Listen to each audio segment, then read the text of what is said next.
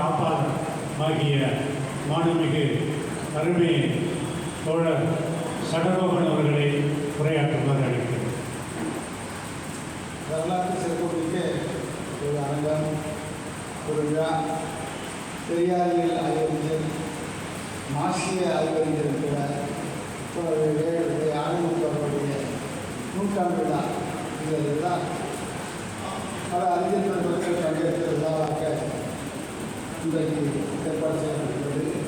இந்த விழாவிற்கு தலைமையேற்று நடத்தி கொண்டிருக்கின்ற அருமை தோழர் சாமியார் அவர்களே, வரவேற்பை நம்முடைய சக்கர் அவர்களே, மற்றும் இங்கு சிறப்புரையாக வருகின்றிருக்கிற மாதசாமன் மற்றும் ஆசிரியராயர் மற்றும் இருக்கின்ற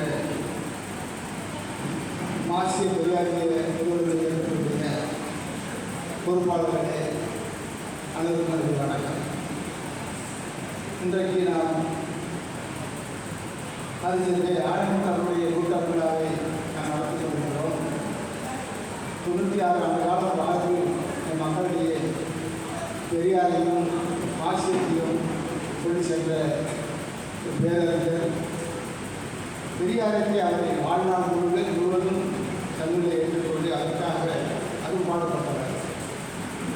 அவருடைய உழைப்பு, இந்த பேருழைப்பு நமக்கு இன்றைக்கு பல சட்டங்களாக நமக்கு கிடைத்திருக்கிறது. அந்த சட்டங்களே தமிழ்நாட்டிலே பிறந்த ஐயா ஆனந்த் அவர்கள் வடநாடு முழுவதும் சென்று அங்கெல்லாம் சுற்றி சுழன்று அங்கே இருக்கின்ற ஒத்த கருத்துடைய நம்முடைய சமூக நீதி சார்புடைய அத்தனை பேரையும் அவர்களுக்கு விழிப்புணர்வு எழுப்பி அங்கே ஒரு சமூக நீதி அரங்கத்தை உருவாக்கினார்கள். ஐயா அவர்கள் 1977 நம்முடைய பெரியாரியல் சிந்தனை, பெரியார் ஈவேரா சிந்தனை என்கிற 3 தொகுப்பை ஒரு அரும்பாடுபட்டு அவர்கள் அதை வெளியிட்டார்கள்.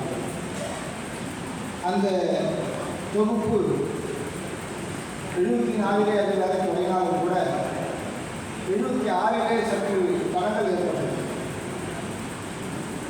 திருச்சியிலே அவர் நிறுவி நடத்திய அந்த சிந்தனையாளர்களுடைய இதெல்லாம் அதே போல அச்சகமும் பெரும் மழையாலே அந்த நேரத்தில் 77 அது பெரும் நட்டத்தில் இல்லாமல் அந்த நேரத்திலே ஈவேரா சிந்தனை என்கிற தன்னொரு தொகுப்பை வெளியிடும் அறிவிப்பை அறிவித்துவிட்டார். அதற்காக நம்முடைய பதிப்பகத்துறையிலேயே அது ஒரு புதிய புரட்சியை செய்தவர் நம்முடைய ஐயா ஆனந்த் அவர்கள். எந்த நூல் வெளியிட்டாலும் கூட அந்த நூலை முன்வெளியீட்டு திட்டமாக பகுதியாக பணத்தை திரட்டி அவர்களுக்கு முழு தொகைக்கு புத்தகங்களை அளிக்கிற நல்ல ஒரு திட்டத்தை ஐயா அவர்கள் எப்போதுமே செய்வார்கள். அந்த திட்டத்தின் அடிப்படையிலே பெரியார் ஈவேரா சிந்தனைகளை அவர் அறிவித்தார்கள். அதிலே நான் ஒரு 500 ரூபாய் மொத்தம் அது 750 ரூபாய் முன்வெளியீட்டு திட்டம் என்கிற அளவிலே 500 ரூபாய் கட்டால் போதும் என்கிற அளவிலே நான் அதை செலுத்தினேன். 76 பெரும் மழையாலே பதிப்பித்த அத்தனையும் வீணாகி போனது. ஆனால் 77 உடனடியாக பதிப்பித்து அந்த இதழ்களை 3 தொகுதிகளை என்னுடைய நான் வாழ்ந்த குடியேற்றத்திலேயே அப்போது நான் பெட்டிக்கடை வைத்திருந்தேன்.